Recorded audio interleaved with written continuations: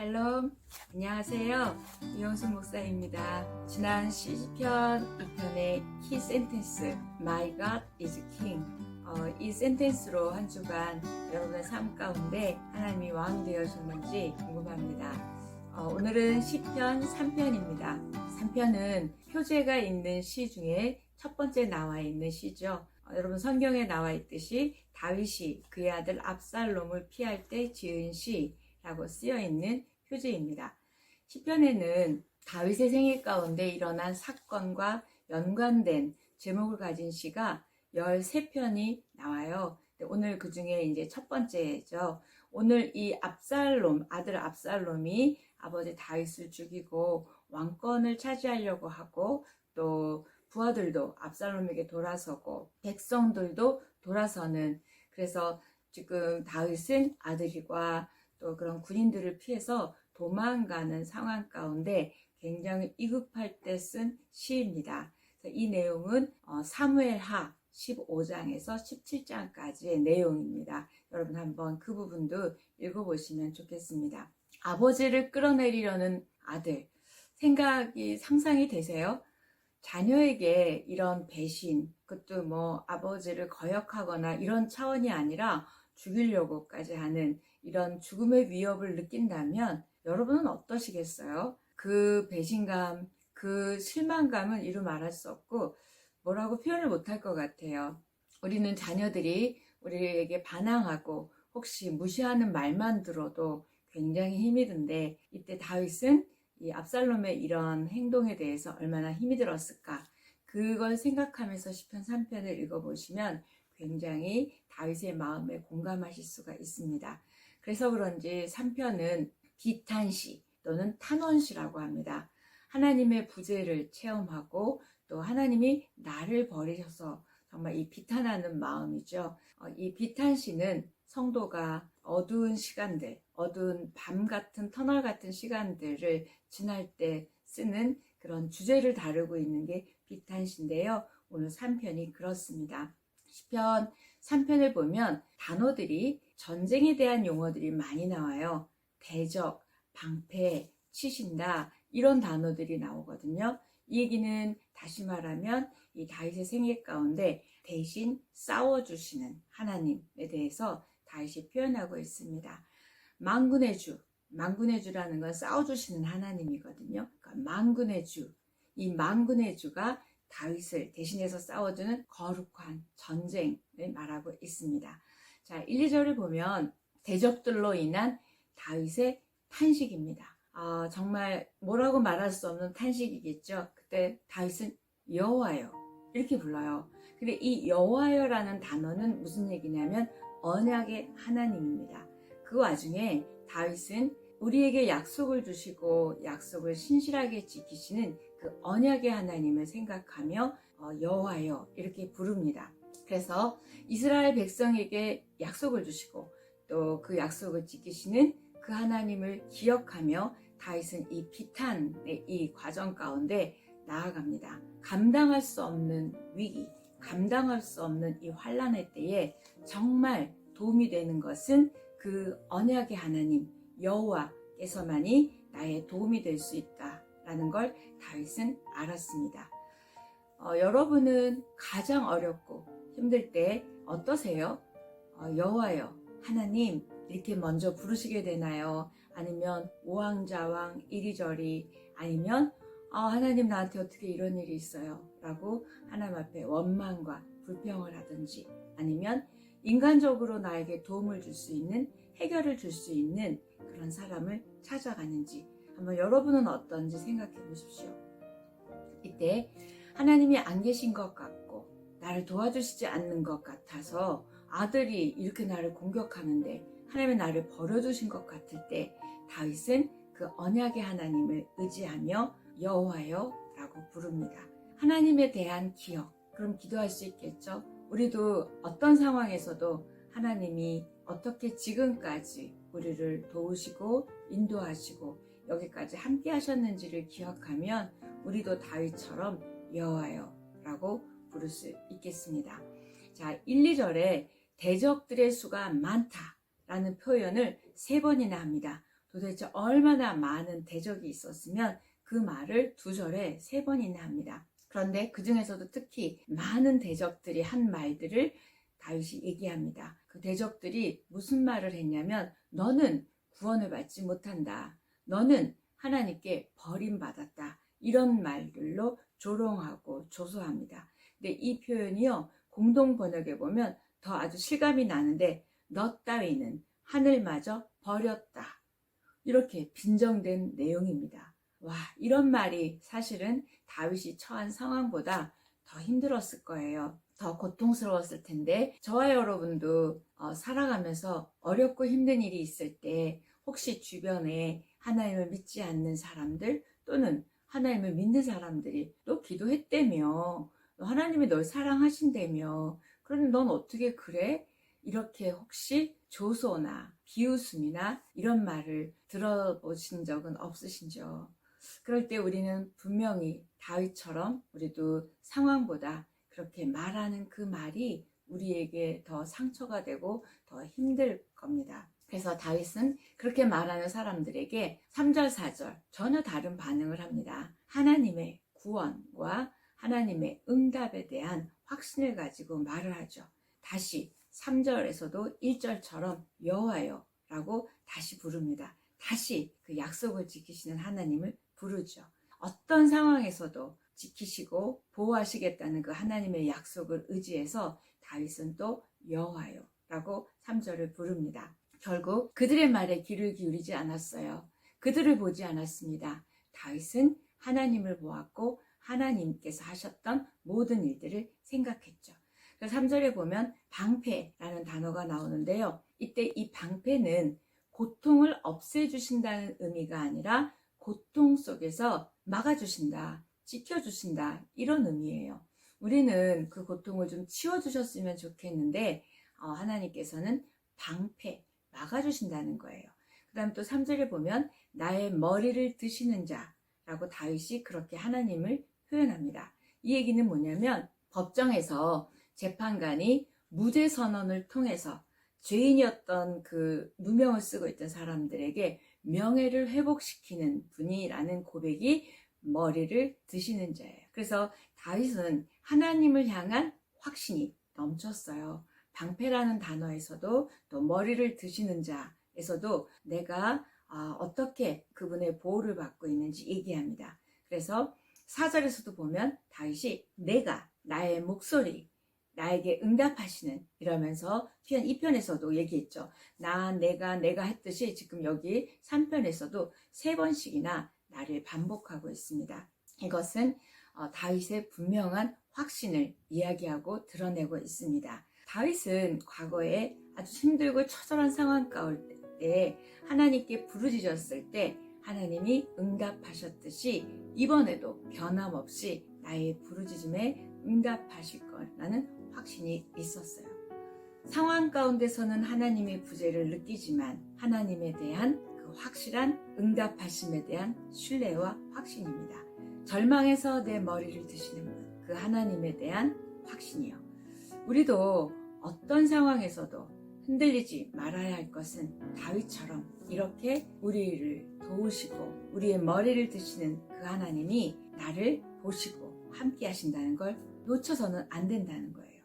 자, 그 다음에 2장에서도 성산이라는 단어가 나왔는데요. 3장에서도 성산이라고 표현합니다. 하나님의 임재, 하나님의 통치가 있는 것을 말합니다. 그래서 그 산에서 성산에서 응답하신다는 이 표현은 하나님의 공의와 하나님의 역사와 하나님의 언약에 따라 다윗을 도와줄 것을 말하고 있습니다. 우리가 살아가는 현실, 우리가 살아가는 이 세상에서도 다윗이 지금 대적들을 만난 것처럼 우리도 크게 별반 다르지 않습니다. 수많은 사단들이 대적들이 우리를 찾고 있고요. 우리의 믿음, 우리의 생명을 빼앗아 가려고 하고 하나님의 그 사랑의 약속을 끊으려고 하는 그런 상황들이, 현실들이 있습니다. 그렇게 애워싸여져 있는 현실, 삶이라도 우리는 그 언약의 하나님 여호와를 기억하며 다윗처럼 방패되어 주시고 머리를 드시는 하나님 앞에 부르짖어 나가는 저와 여러분이 됐으면 좋겠습니다. 자, 5절, 6절을 보면 상황을 뛰어넘은 다윗의 확신과 평안을 보게 됩니다. 잠을 잘 수가 없는 상황 같잖아요. 그런데 다윗은 그 혼란 속에서도 그 위협 속에서도 평안히 잠을 잤대요.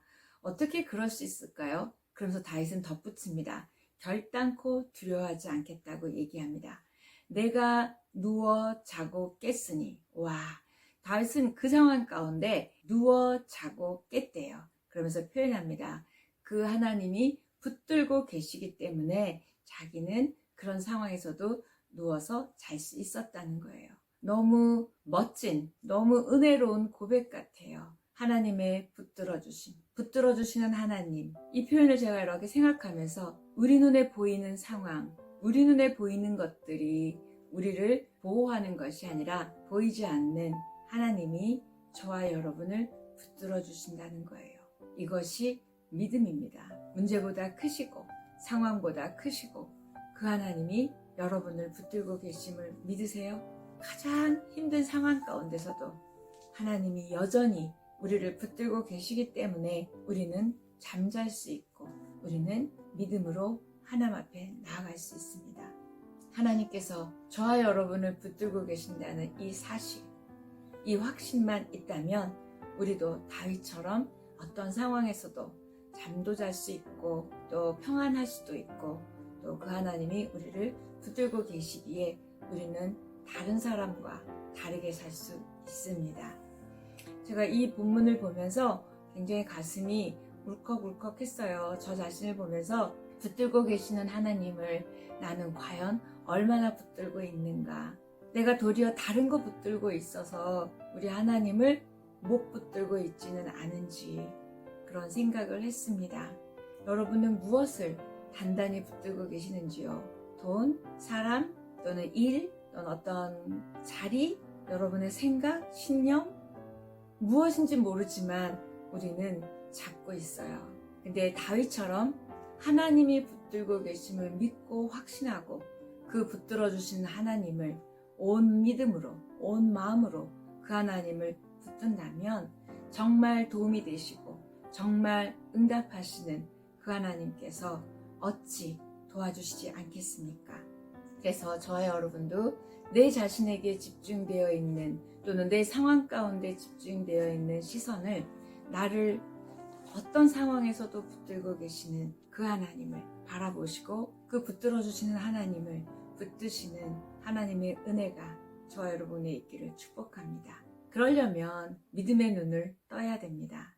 현실의 눈을 감고, 제가 눈을 감았죠. 현실의 눈을 감고 믿음의 눈을 뜨면 우리 곁에 가까이 계셔서 우리를 붙들고 계시는 하나님을 느끼시고 만나실 것입니다. 우리의 생각보다 가까이 계신 그 하나님이 저와 여러분을 붙들고 계십니다. 그 확신 가운데 다윗은 7절, 8절 기도합니다. 일어나소서, 구원하소서 이렇게 기도하는데요. 이때 이스라엘 백성들은 전쟁에 나갔을 때 언약궤를 가지고 나가서 그 언약궤를 내려놓은 다음에 그렇게 외쳤대요. 일어나소서.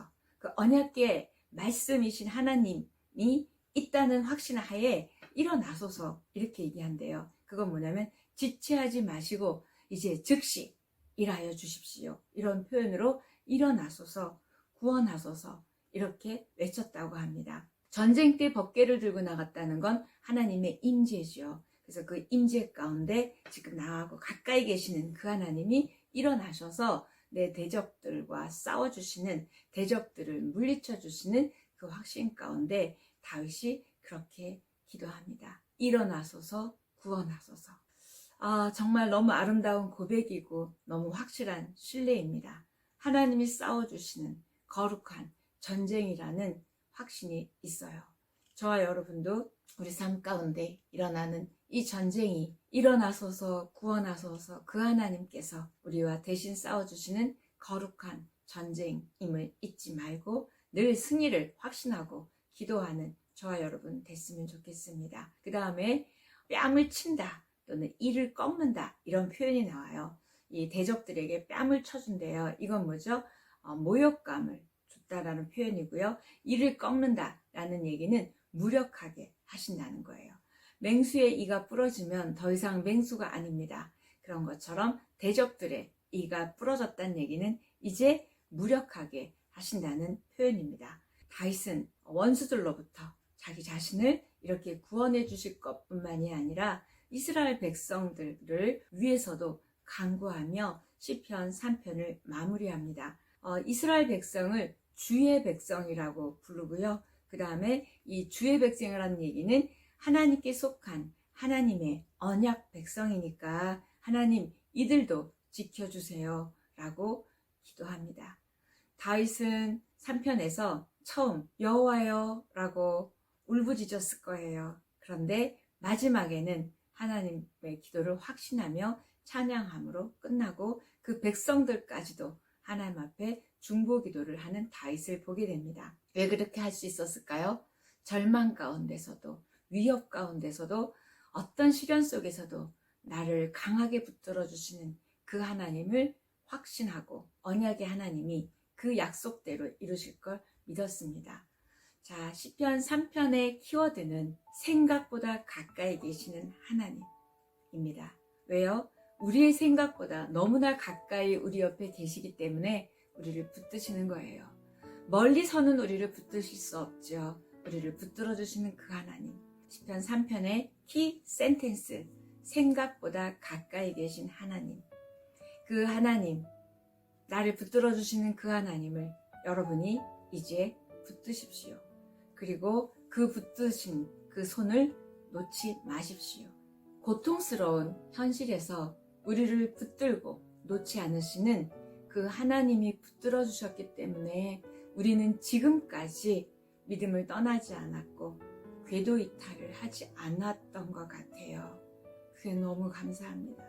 만약에 그분이 붙들어 주시지 않았다면 어쩌면 베드로처럼 우리도 주님을 부인하고 믿음을 떠나고 하나님을 원망하지 않았을까? 이런 생각을 합니다.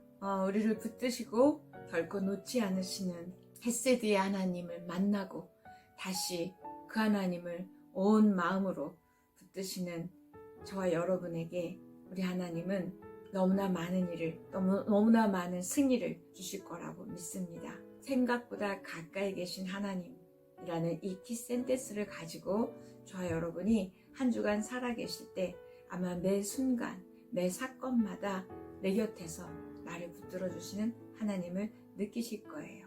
시편 3편에 맞는, 어울리는 책은요, 오늘 키센텐스랑 똑같은 책 제목이 있습니다.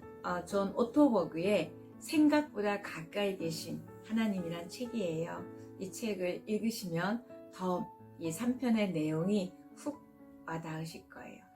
여러분, 한 주간 생각보다 가까이 계시며 나를 붙들어 주신 하나님께 꽉 붙들려 계시고 그 하나님을 꽉 붙드시는 한 주간 되십시오.